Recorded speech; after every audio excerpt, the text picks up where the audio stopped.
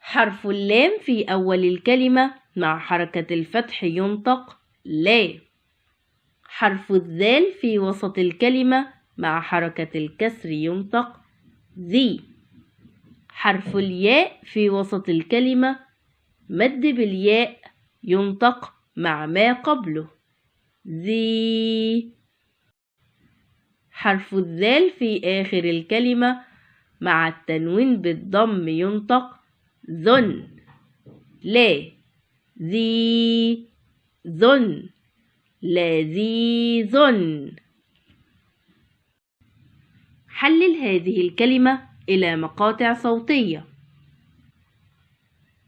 تتكون هذه الكلمة من 3 مقاطع صوتية لا ذي ذن لا ذي ذن.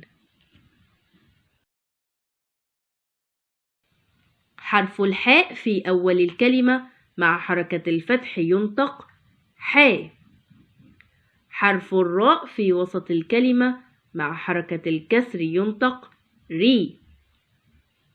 حرف الياء في وسط الكلمة مد بالياء ينطق مع ما قبله ري.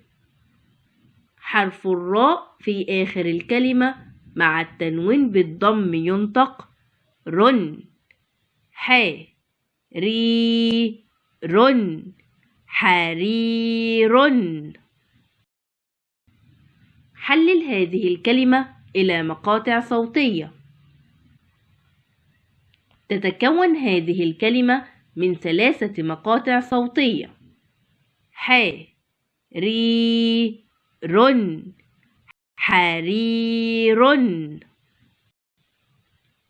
حرف الخاء في أول الكلمة مع حركة الفتح ينطق خا. حرف الفاء في وسط الكلمة مع حركة الكسر ينطق في. حرف الياء في وسط الكلمة مد بالياء ينطق مع ما قبله في. حرف الفاء في آخر الكلمة مع التنوين بالضم ينطق فن خا في فن خفيف.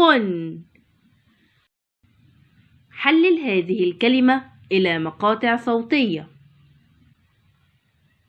تتكون هذه الكلمة من 3 مقاطع صوتية خا في فن خفيف. خاء في أول الكلمة مع حركة الفتح ينطق خا. باء في وسط الكلمة مع حركة الكسر ينطق بي. ياء في وسط الكلمة مد بالياء ينطق مع ما قبله بي. راء في آخر الكلمة مع التنوين بالضم ينطق رن خا بي رن خبير. حرف الكاف في أول الكلمة مع حركة الفتح ينطق كا. حرف الباء في وسط الكلمة مع حركة الكسر ينطق بي. حرف الياء في وسط الكلمة مد بالياء ينطق مع ما قبله بي.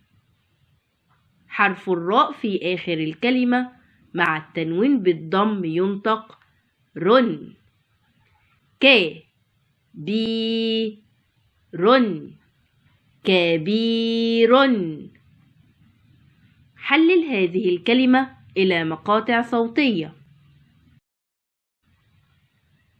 تتكون هذه الكلمة من 3 مقاطع صوتية. المقطع الصوتي الأول ك. المقطع الصوتي الثاني بي. المقطع الصوتي الثالث. رن. كبير. حرف الميم في أول الكلمة مع حركة الفتح ينطق ما. حرف الجيم في وسط الكلمة مع حركة الكسر ينطق جي. حرف الياء في وسط الكلمة مد بالياء ينطق مع ما قبله جيب. حرف الدال في آخر الكلمة مع حركة الضم ينطق دو. ما جي دو مجيد. حلل هذه الكلمة إلى مقاطع صوتية. تتكون هذه الكلمة من 3 مقاطع صوتية: ما جي دو مجيد.